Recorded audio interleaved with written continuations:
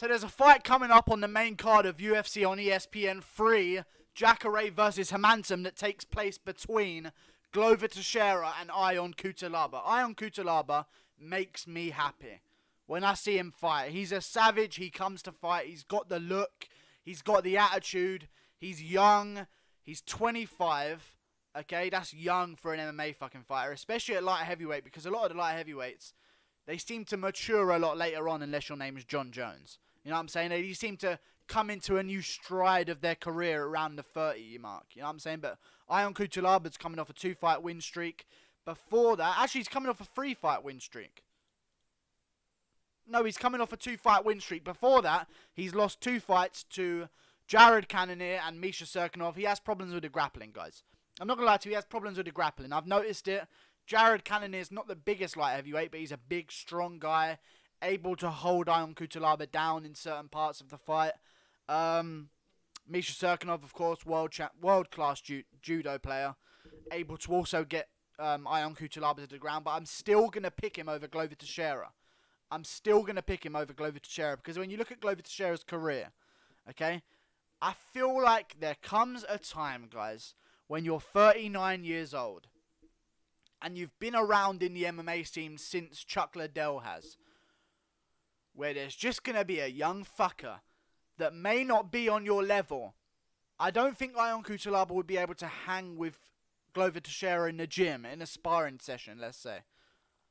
But when you're in a fist fight and you're wearing 4-ounce gloves, chin means something, okay? And when you've been around since Chuck Liddell, okay? And you've been around since some of the big dogs in the division, and you've been around since Wanderlei Silva and used to spar with Chuck Liddell, there comes a time where a young fucker that could never compete with you when you're in your prime takes it all from you, okay? And I feel like that's what's going to happen here with Glover Teixeira. He comes off a KO loss against Anthony Johnson.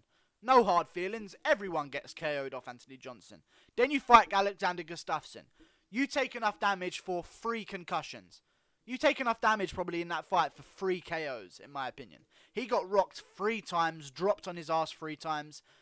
The fucking last time was just absolutely brutal. Alexander Gustafsson showing what a savage he is. Then Glover Teixeira comes back. You know, he's still got the power of an old dog. You know what I'm saying? He's still got that power in his hands. Then he fights Corey Anderson, and Corey Anderson kind of just is able to defend the takedown and just picks him apart on the feet non-stop. You know what I'm saying? For 3 rounds. It's a slow fight. It's a Corey Anderson fight. It's a snooze fest. It's a Bory Anderson. That is such a perfect nickname for Corey Anderson. Bory Anderson managed to defeat Glover Teixeira by decision. Then Glover Teixeira comes back, gets rocked really badly again by Carl Roberson. But then Carl Roberson sticks around for the finish, doesn't get a clean finish, and ends up in a bad grappling position on the ground. Glover Teixeira is able to reverse it and get a submission in the first round. Well done to him, but I feel like we're noticing a trend of damage taken. And I think Ion Cutelaba is one of these guys. He's young, he's strong, and he doesn't feel out the fight when he gets in there. He's very aggressive, and he goes straight across the octagon and puts the pressure on you immediately. And I'm going to go for Ion Cutelaba in this fight. I think he's going to get the finish KO TKO round 1, and I think it's going to be a big step in another new contender in the light heavyweight division. And when you go past that, there's a lot of fun fights for Ion Cutelaba. Right now, in my opinion, I love Glover Teixeira. I really do. He looks in great shape. He's still in great shape. You know, he's like JDS. He's like a smaller version of JDS, really. Like, he's been around the game for a long time, but he's still training really hard. He's in great shape. He can get clipped and put out, but he can also clip guys and put them out. You know, he still has that ability in him to know the power's the last thing to go at these heavier guys. But I feel like Ion Cutelaba, this is his time. You know, he's aggressive. He's going to come forward. He's going to put the pressure on. And I think he's going to get the finish in round 1. But other than that, I feel like I'd be happy to see Glover Teixeira retire if he loses. I actually kind of feel like I want him to lose by KO TKO. Because sometimes it takes a loss like that, when a guy just walks across the octagon and blasts you and puts you down, to really make you consider retirement. Because there's a lot of times why guys hold on for too long, is they'll go to a close decision, and they'll think to themselves, oh, if I just did this, I could win that fight, and I've still got it, and I'm going to come back. and then they go into their next fight, and then they get caught in a bad submission, and they're like, oh, one mistake, I can fix that, I can come back still.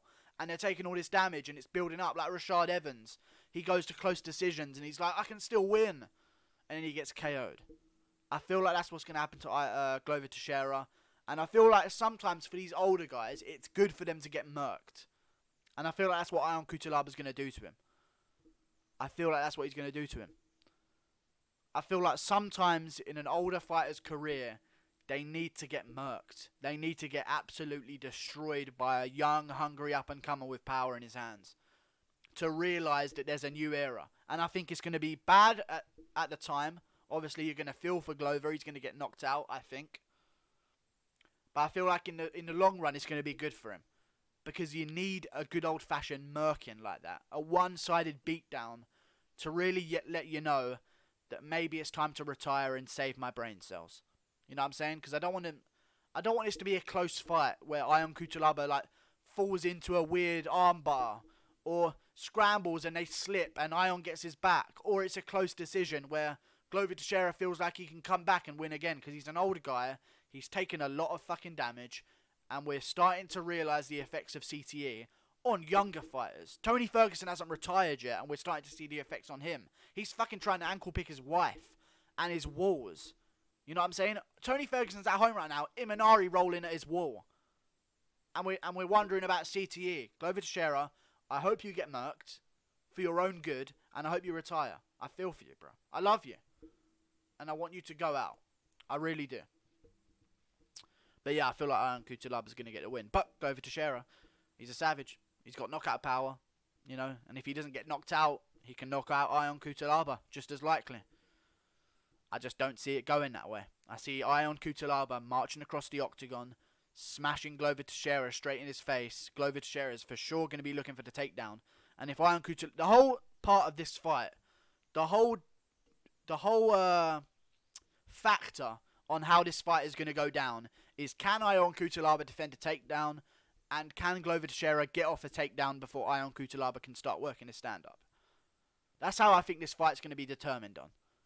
Can Ion Cutelaba shrug off the first takedown, pummel under, circle out, and get back to blasting shots? That's all it's going to rely on. And I think he can. And I think he's going to do it. 25. The improvements that we see younger guys make between fights is terrifying sometimes. You know what I'm saying? Robert Whittaker's the best example. I keep talking about Robert Whittaker. I'm not a nut rider. He's my favourite fighter. He's an example. Every fight you see him, he's a young guy. He comes back and he looks 10 times better. These younger guys have so much more ways to improve their game in a short period of time. Because eventually you learn everything.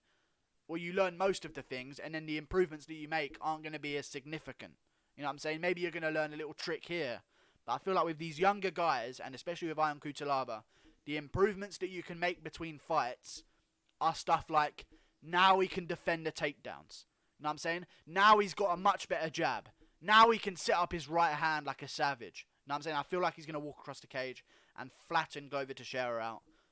And I hope Glover retires. And if Ion Cutelaba wins, there's fun matchups. Jimmy Manoa.